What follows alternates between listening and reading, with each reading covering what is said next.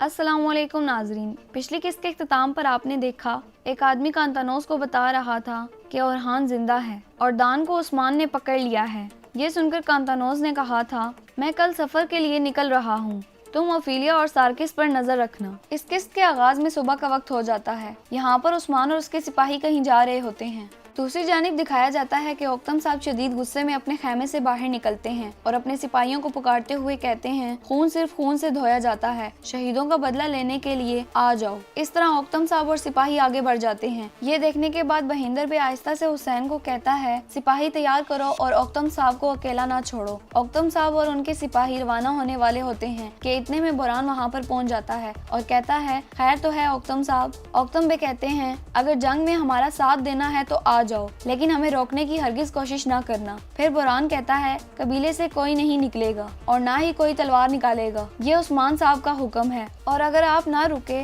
तो तलवार भी उठेगी और खून भी बहेगा। ये सुनकर ओक्तम बे अपनी तलवार निकाल लेता है और लड़ाई के लिए आगे बढ़ने ही वाला होता है कि ऐन उस वक्त शेख अदाबाली वहाँ पर पहुँच जाते हैं। शेख अदाबाली को देखकर सब अपनी तलवारें मयान में डाल लेते हैं। फिर शेख अदाबाली ओक्तम साहब को समझाते हुए कहते हैं, झगड़े के वक्त बैठना खड़े होने वाले से बेहतर है और खड़े होना चलने वाले से, इसलिए सब्र करें। इतने में बहिंदर बे भी कहता है, शेख साहब सही कह रहे हैं, अगर उस्मान ने कहा है तो इसके पीछे जरूर कोई न कोई मकसद होगा। ये सुनकर ओक्तम साहिब सोच में पड़ जाते हैं। इसके बाद यनी शहर का मंजर दिखाया जाता है जहाँ अलजिजिक अपने काम में मसरूफ होती है। अक तैमूर अलजिजिक से ताज़ियत करते हुए कहता है, अल्लाह आपको सब्र दे। अलजिजिक गुस्से में कहती है, मामू वहाँ पर उस्मान साहब के हुक्म से गए थे, हमारे इस हाल के जिम्मेदार आप हैं, क्या अब भी हम सब्र करें? कि इतने में कबीले का ढोल बजता है तो कुछ सिपाही ओलफ के आदमी दान को घसीट कर ला रहे होते हैं। ये सब देखकर कबीले के लोग वहाँ पर इकट्ठे हो जाते हैं और ये सारा मामला फरीक भी देख रही होती है। फिर बेंगे खातून पूछती है,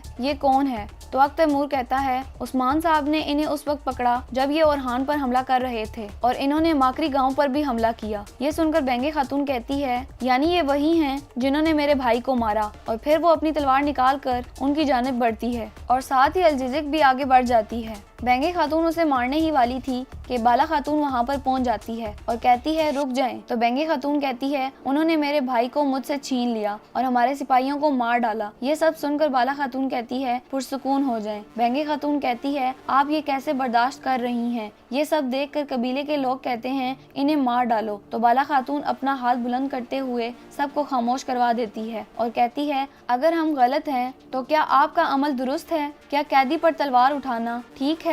इतने में मलन खातून वहाँ पर पहुँच जाती है और कहती है, इन्होंने मेरे बेटे को मारने की कोशिश की, हकीकत जाने बगैर हम इन्हें नहीं मार सकते। बेंगे खातून कहती है, इन जालिमों को वहाँ पर ही मार देना चाहिए था, जालिमों पर रहम नहीं किया जाता। तो मलन खातून कहती है, हम इन पर रहम नहीं कर रहे हैं बल्कि हकीकत के लिए इंतजार कर रहे हैं ताकि असली मुजरिम को उसकी सजा दी जाए। फिर मलन खातून सिपाहियों से कहती है, इन्हें जिंदान में डाल दो। इसके बाद सिपाही इन्हें लेकर आगे बढ़ जाते हैं। फिर बेंगे खातून आहिस्ता से अलजिजिक को कहती है, जो मर्जी करो लेकिन इस कुत्ते दान को मार डालो। इधर जब सिपाही दान को ले जा रहे होते हैं तो फरीक आहिस्ता से कहती है, मैं तुम्हें इनके हाथ में नहीं छोड़ूंगी। फिर एक शख्स फरीक के पास मछलियों की टोकरी लेकर आता है जिसमें एक खुफिया खत मौजूद होता है। फरीक उस खत को खोलकर पढ़ने लगती है। खत को पढ़ने के बाद कहती है, अलाउद्दीन कहाँ है? ये कुछ करने का वक्त है लियो।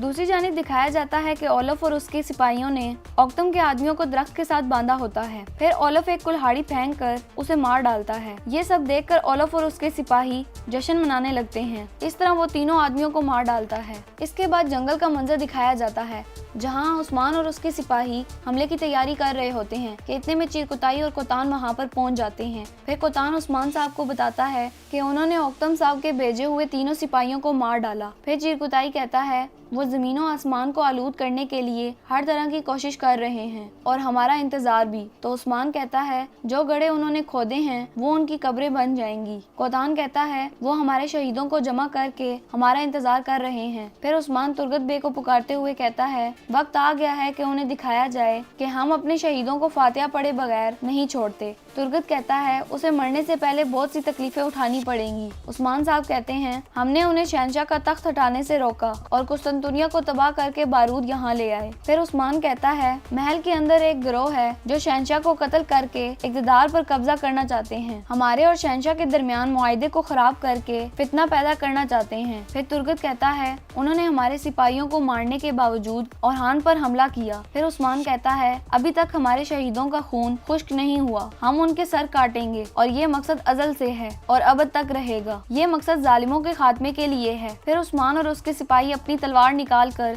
अल्लाह अकबर के नारे लगाने लगते हैं। दूसरी जानिब कैद खाने का मंजर दिखाया जाता है जहाँ पर अलजिजिक अपना भेस बदल कर सिपाहियों को बेहोश कर देती है और दान को मारने के लिए दरवाजे को खोलने लगती है कि इतने में तैमूर वहाँ पर पहुँच जाता है और उसे रोक लेता है और कहता है आप गलत कर रही हैं, इससे पहले कि कोई आपको देखे यहाँ से चली जाए। लेकिन अलजिजिक नहीं मानती। फिर दान कहता है आओ बात करें, तो तैमूर उसे मुक्का मारते हुए कहता है खामोश हो जाओ। अलजिजिक कहती है हट जाएं। तैमूर उसे रोकने की कोशिश करता है तो अचानक से खंजर तैमूर को लग जाता है। ये देखकर अलजिजिक बहुत ज्यादा परेशान हो जाती है। दूसरी तरफ ओलफ के सिपाही लाशों के लिए गड्ढे खोद रहे होते हैं तो ओलफ का आदमी कहता है अगर उस्मान ना आया तो।